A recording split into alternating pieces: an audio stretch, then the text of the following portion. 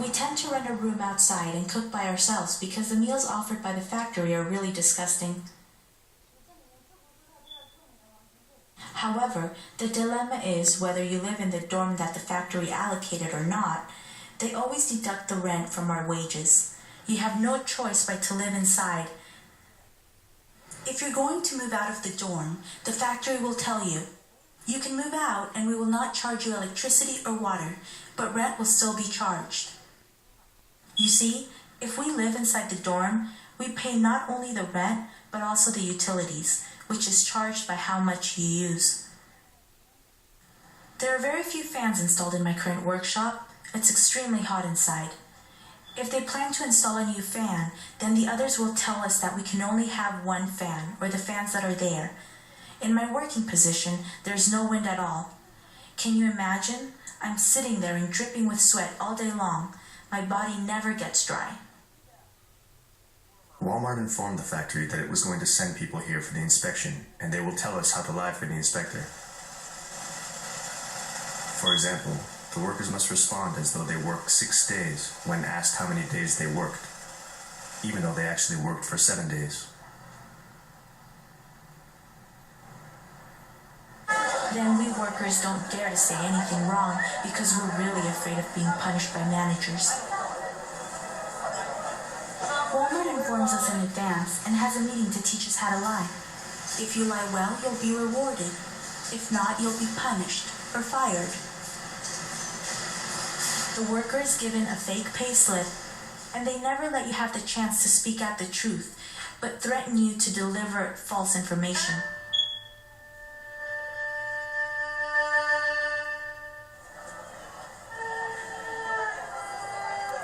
We really work day and night in order to get the wage of less than $3 a day.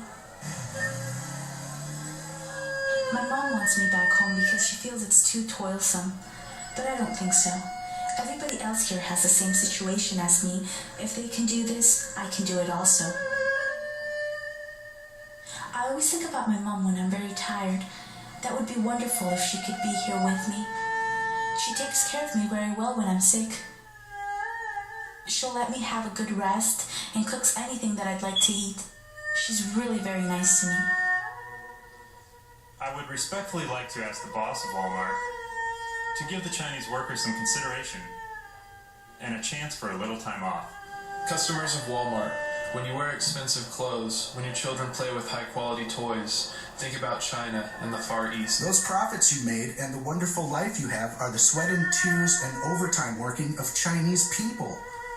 If one day I encounter a lady who just bought a toy from Wal-Mart, I'll say, respectable customer, respectable Wal-Mart customer, do you know why you can buy such a cheap toy from Wal-Mart? That's because we workers work all day, every day and night.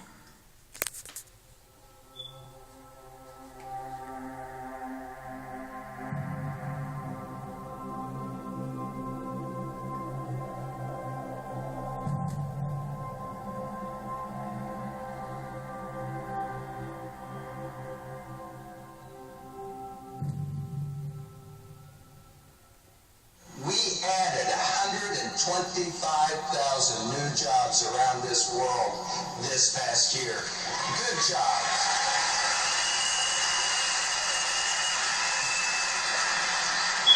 Jobs of benefits, jobs that have profit sharing and retirement savings accounts for our associates. But most importantly to me, jobs that come with opportunity for personal development. 189,000 young women in Bangladesh who are sewing garments for Wal-Mart. These workers are getting up at 5:30 in the morning. They brush their teeth with their finger using ashes from the fire because they can't afford a toothbrush. Forced to work from 8 in the morning until 10 o'clock at night, 14 hours a day, 7 days a week on these wages of 13 to 17 cents an hour. These are women who are hit by their supervisors, trapped in utter misery. As the largest company in the world, Wal-Mart sets the standards that other companies are going to follow. So Wal-Mart right now is sucking down standards all across the world. These are workers who have no rights.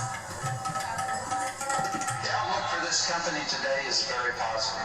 In every country that we operate in, the Wal-Mart model works. Because once your associates know that you will stand up for what is right, then when they see a wrong occur, they're more likely to contact you. And we have a very aggressive program underway to make sure, and have had now for the last couple of years. I was Global Services Manager for Mexico, Central, and South America. My job function entitled three things. Oversight of all factory certifications, which means you go in there and you make sure that they're humane working conditions. Big deal with the factory certifications is to make sure that the workers are in a clean, safe, humane environment. When I was in the factory, and you talk to the people, and the people were so nice, and they were so good, and they were just working for so little money, and without any condition of fairness whatsoever with their compensation and their working conditions. I went back to my hotel room and just wept the first time.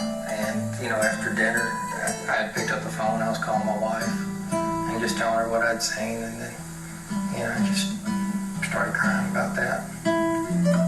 Telling her, she was like, it's going to be all right. And I was like, I know, we're doing the right thing, but, I just couldn't imagine it was this way. I thought that a company like Wal-Mart, once we started reporting the truth of what was happening in the factories, would take quick action to try and make the working conditions better. I believed in the mission and the culture which I thought existed at Wal-Mart. I led more Wal-Mart cheers than